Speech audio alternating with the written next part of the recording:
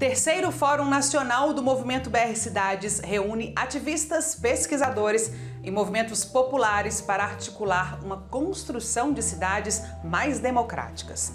Central Única dos Trabalhadores lança projeto de comunicação digital para fortalecer luta e combater mentiras nas redes.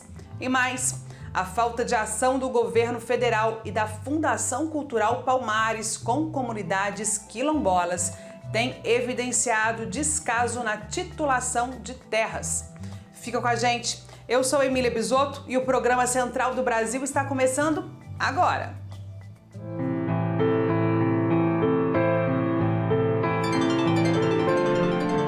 Central do Brasil. A Central Única dos Trabalhadores, a CUT, completou 38 anos de existência no último dia 28 de agosto. Para celebrar, lançou na mesma data o projeto Mutirão da Comunicação Brigadas Digitais da CUT. O objetivo do projeto é combater a desinformação e distribuição de notícias falsas. Rony Barbosa, secretário da Comunicação da CUT, fala um pouco mais sobre essa ação. Embarque imediato. Na nossa busca pela melhoria da comunicação no movimento sindical e na esquerda brasileira, chegamos ao projeto das Brigadas Digitais. Nós estamos desafiando todos os sindicalistas, todos os sindicatos do Brasil a participarem desse projeto. É um projeto que visa mostrar que o dirigente sindical, que já domina toda a sua estratégia e organização dos trabalhadores no seu local de trabalho, faz assembleias, faz greves, faz manifestações, conversa com os trabalhadores e fazemos isso muito bem. Mas chegou o momento de também mobilizarmos esses dirigentes para o mundo digital. A eleição 2018 nos mostrou o quanto é importante o mundo digital. Desde então descobrimos o quanto uma mentira, também chamada de fake news, pode afetar a nossa vida. Precisamos combater essas mentiras. As Brigadas Digitais da CUT vêm para organizar a militância sindical, para podermos de forma organizada e estruturada combater as fake news e defender os direitos da classe trabalhadora brasileira. As queimadas pelo Brasil estão ganhando protagonismo. Os dias de calor e secura extrema em algumas regiões brasileiras são apenas duas das consequências notórias do nosso dia a dia. O país registra hoje mais da metade dos focos de incêndios florestais de toda a América do Sul. Dados do Instituto Nacional de Pesquisas Espaciais apontam que só em agosto o aumento das queimadas no país chegou a quase 20% em comparação ao mesmo mês no ano passado. Especialistas alertam que o número de queimadas tem aumentado drasticamente. Carolina Batailler preparou uma reportagem para falar um pouco mais sobre esse assunto. Confira. Trilhos do Brasil. Thalita Neves mora no interior de São Paulo, numa região que tem o céu famoso pelo azul e pelos fins de tarde cinematográficos. Mas, recentemente, ela tem percebido mudanças no ar. Carinhosamente, mas eu chamo de céu de fim de mundo, porque você olha pela janela e parece que tá parece um filtro mesmo, assim, sabe? Um filtro, porque você olha, parece que tá nublado, mas não vai vir chuva. E aí eu tenho muita sensação assim de um peso mesmo, sabe? Que tem a ver com essas queimadas, né? Porque daí é isso também, né? Como não chove, é muito seco. A quase 1.500 quilômetros dali, o problema é parecido. A bióloga Solange Iqueda mora na cidade de Cáceres, na região do Pantanal mato-grossense, e já observa os focos de incêndio por lá. Esse ano, na nossa região, já os focos de incêndios chegaram bem, já dentro aqui da nossa cidade, né? Então, está voltando a queimar.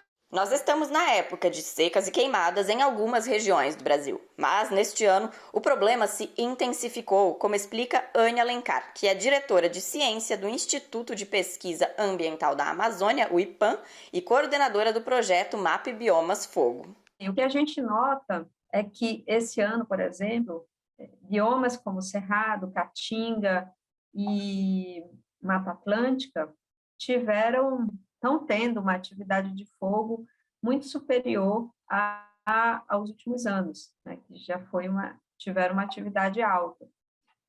E isso é em decorrência da seca, né, da crise hídrica que a gente tem passado, é uma seca muito severa que tem ocorrido aí e impactado o centro-oeste do Brasil, o sudeste e o nordeste do Brasil.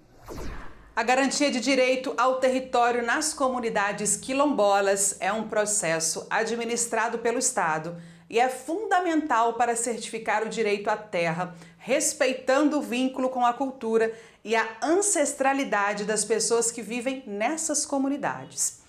Esse e outros direitos vêm sendo violados pelo governo federal e o atual presidente da Fundação Cultural Palmares, Sérgio Camargo. O reconhecimento e a titulação de territórios ocupados por quilombolas no Brasil tem caído drasticamente. Nayata Wani fala um pouco mais sobre essa condição. Nacional. Os reflexos da gestão de Sérgio Camargo, que ocupa a presidência da Fundação Palmares desde o início do governo de Bolsonaro, têm sido sentidos nas comunidades quilombolas do Brasil, que sofrem com a menor quantidade de reconhecimento de terras da história. De acordo com a Coordenação Nacional de Articulação de Quilombos, a CONAC, desde o início do mandato de Bolsonaro, apenas 3 comunidades remanescentes de escravizados tiveram acesso à demarcação da área onde residem. Hilton Cobra, ex-presidente da Fundação no governo Dilma Rousseff, expõe a responsabilidade do governo em reconhecer e titular as áreas quilombolas. E terá, sim, a obrigação e um compromisso com toda a comunidade quilombola do Brasil, que, se não me engano, é um total de 3 a 4 milhões de pessoas, titular as terras quilombolas. E de quebra, titule sim também. Demarque ou titule, eu faço o que tem que ser feito com as terras indígenas nesse Brasil. Não permita que essas, por exemplo, mineradoras, que esses latifundiários, entendeu, briguem com essas comunidades quilombolas indígenas. Eles são e elas são, de fato, os donos destas terras. Sem essa declaração, os territórios ficam fora de políticas públicas e mais expostos a conflitos e invasões. É o que aponta Antônio Crioulo, da CONAC. Ele também expõe a importância dessa titulação não só para as comunidades, mas também para toda a população brasileira. Na CEPI, pessoas que não têm nenhum entendimento do pertencimento étnico, da importância das comunidades quilombolas, mesmo sendo as comunidades quilombolas que têm produzido alimentos, são as comunidades quilombolas que têm preservado o patrimônio ambiental desse território, são as comunidades quilombolas que, acima de tudo, fortalece a questão da identidade cultural, do patrimônio material e imaterial nesse país. No início deste mês de setembro, o Supremo Tribunal Federal reconheceu a omissão do governo de Bolsonaro, expressa na Fundação Palmares e outros órgãos, na proteção das comunidades quilombolas de todo o país, e determinou que a União e as instituições responsáveis apresentem um cronograma de planos e metas para a titulação de terras quilombolas até o início do mês de outubro deste ano. Com o objetivo de articular um projeto urbano para as cidades brasileiras, ativistas, pesquisadores e movimentos populares participam desde o dia 10 de setembro do 3º Fórum Nacional do Movimento BR Cidades. O objetivo do evento é contribuir para a construção de cidades mais democráticas, mais justas, solidárias, economicamente dinâmicas e ambientalmente sustentáveis. Afonso Bezerra entrevista agora a arquiteta integrante do BR Cidades, Eleonora Lisboa. Ela nos conta um pouco mais sobre o fórum e também sobre a importância de democratizar esses espaços. Vamos conferir. Entrevista Central. Olá! A entrevista central de hoje recebe a arquiteta e presidente da Federação Nacional dos Arquitetos e Urbanistas, Eleonora Lisboa. O nosso assunto será a questão urbana, direito à cidade e a realização do 3º Fórum Nacional do BR Cidades, que segue até o próximo dia 19 de setembro. Bem-vinda, Eleonora! Obrigada, Afonso. Eleonora, em quais condições os grandes e médios centros urbanos brasileiros estão passando pela pandemia do coronavírus? A pandemia do coronavírus, ela mostra o aprofundamento das crises sanitária e urbana. É uma crise que não começou com a pandemia, né? Ela é anterior. Nós temos extremas desigualdades nas nossas cidades. E o Fórum BR Cidades, criado em 2017, ele propõe que se faça não apenas um levantamento, um diagnóstico dessa situação, mas que se faça a articulação de uma rede nacional que envolve a participação de 17 estados, de lideranças dos movimentos de luta por moradia, saneamento, transporte, mas também representações que tratam de temas como a igualdade de gênero, a luta contra o racismo, contra a desigualdade, né, contra o machismo, contra o preconceito, e trata também de questões mais amplas que envolvem essa construção de uma nova agenda urbana nacional. Ao falar sobre essa proposta de uma nova agenda urbana, né, qual a relevância de ações como o orçamento participativo, por exemplo, para a construção de cidades mais democráticas e inclusivas? O orçamento participativo é uma bandeira importante, né, trazida por governos progressistas desde a década de 80, e esse resgate, né, dessa articulação, dessa participação social a partir da luta pela redemocratização no país, ele é uma das marcas do BR Cidades.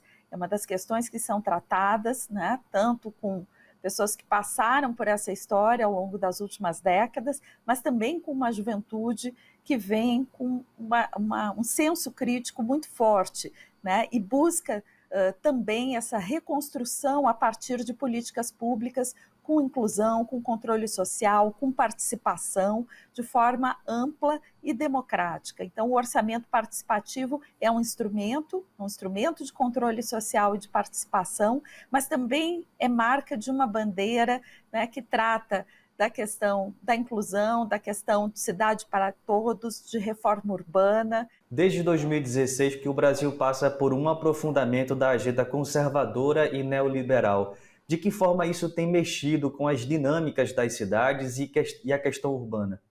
E essa ruptura, ela traz esse viés neoliberal, que é do Estado mínimo, que é da privatização, que é da entrega de estruturas importantes, né, para a construção do Estado brasileiro para iniciativa privada, né, isso sem qualquer tipo de discussão ou de participação. E também uma questão grave, que é anular a autonomia e a importância política dos municípios. Então, o BR Cidades também traz essa questão da importância, né, de se discutir a partir, né, do município, a partir das cidades, porque a vida acontece nas cidades, né, os problemas, as dificuldades, né, e também as soluções, aquilo que vai ser feito para se reverter o quadro atual, acontece nas cidades. Então, essa preocupação de formação, de informação e de atuação a partir de políticas públicas municipais também é uma questão muito forte, é uma pauta importante e que precisa ser resgatada e recolocada na política para as cidades brasileiras. Que tipo de cidade tem sido idealizada pelos movimentos populares e que a gente pode projetar para o futuro? Bom, a gente enfatizou aqui muito a questão das políticas públicas, que são fundamentais, mas também tem o viés, né, da visão de uma nova cidade, né? Qual é essa nova cidade que se espera? Né? Uma cidade que apenas o poder público é responsável? Não, há um compartilhamento, sim, de responsabilidades. Bom, gente, hoje o programa Central do Brasil fica por aqui. Eu agradeço a sua companhia. Peço que compartilhe, curta o programa e, se puder, se inscreva no canal lá no YouTube. Eu te espero aqui amanhã. É isso, até lá. Tchau!